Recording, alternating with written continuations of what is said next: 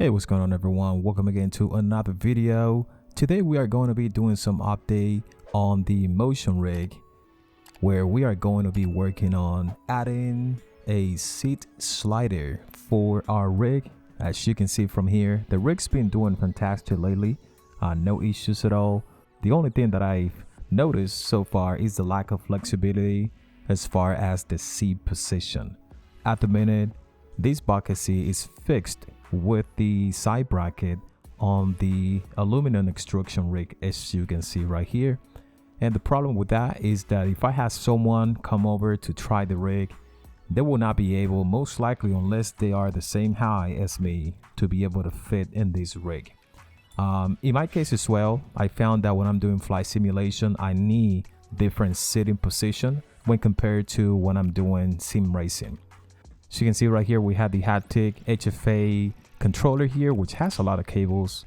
I need to try to avoid removing the cabling that I have here because it takes a lot of time to get them properly hidden. Anyway, let's go ahead and try to find a way to remove the seat so we can start working on the slider. As you can see right here, I got started by removing the harness from the seat.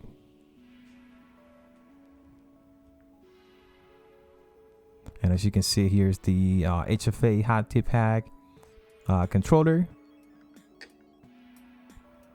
So the game plan is going to be pretty much removing these bolts from the side brackets and taking out the seat and putting it here on the side, because I'm not gonna be able to remove the haptic pack with this controller here. Okay, so see, it's already out the rig, as you can see from here. There's the haptic pack controller. Looks fine there on the side.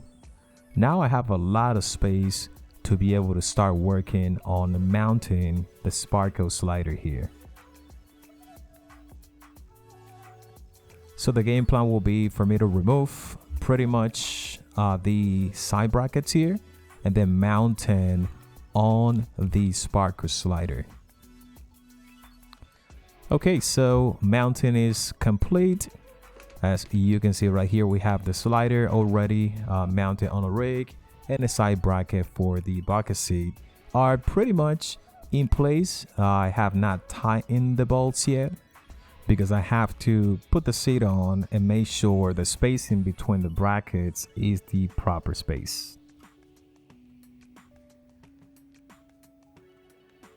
Okay, so mounting of the seat on the bracket is done.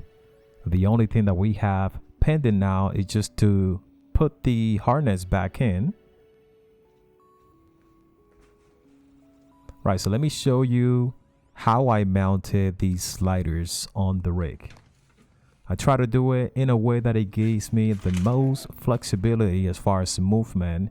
And as you can see right here, this is how much the slider comes out of the extrusion here. All right, so let me show you how much in millimeter this is coming out of the rig. All right, about 40.8 millimeter. Right, so this is done, already taken care of. Pretty much looking good, and it's not making any noise, at least without the motion rig on. That's something I'm gonna try later, just to put it under some sort of stress test.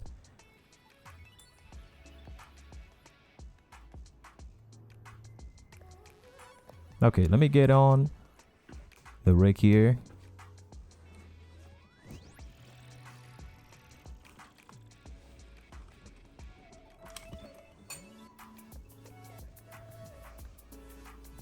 Okay, as you can see right here, pretty much the seat is all the way to the back, which gives me a lot of flexibility. But now if I want to be doing sim racing, I can just slide it forward, and now we're good to go, as you can see from here.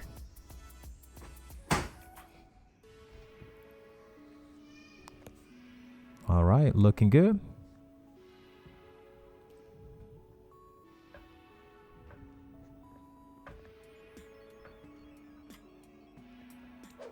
Okay, so on to update number 2.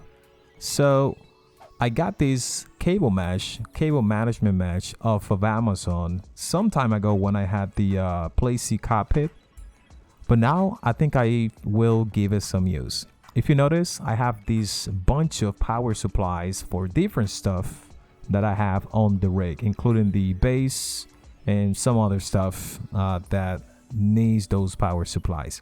So the game plan is going to be to find a way to mount that mesh, maybe using some T-nuts on the slide here, and just have it slide under the rig and come out the other way, where I'm gonna be able to mount it as well with some T-nuts and some bolts. I'm not sure if I'm gonna be able to just insert the power supplies within this mesh. As you can see, it's got like a little bag in it. I'll see what works best for me here. Again, the game plan is just to hide all of these power supplies. I am not going to be able to hide the power strip though, because I need it coming out on the floor. So let me start by raising the cockpit. And for those of you that have asked me if I'm using the old or new servos, I have the new servos, which are the white one, as you can see right here. So I am going to raise the cockpit now, so I am able to work underneath the cockpit, meaning I'm gonna have way more space to do stuff behind it.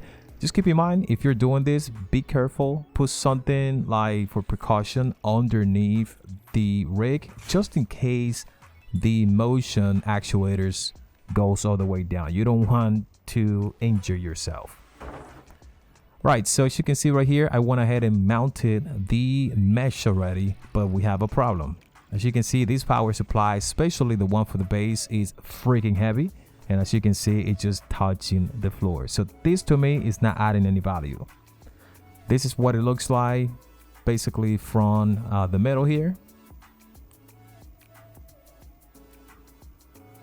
To solve the problem with the mesh touching the floor, I got this off of Amazon. This is called elastic bungee cords, which we are going to use to hold the net.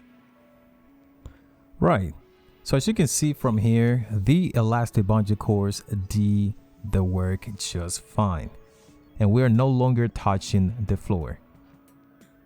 So we just need to do some cable management, which I have already done here with the magic of editing.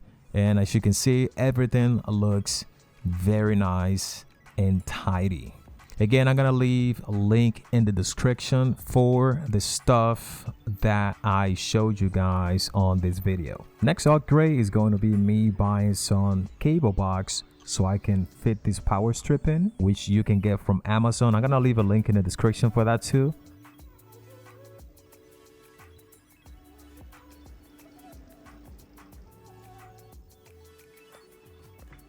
So that is pretty much for this video, guys. I hope you enjoyed it.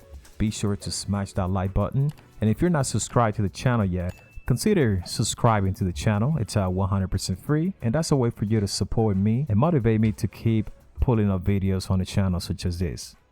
Again, guys, thank you very much for watching. I'll see you on the next one. Take care.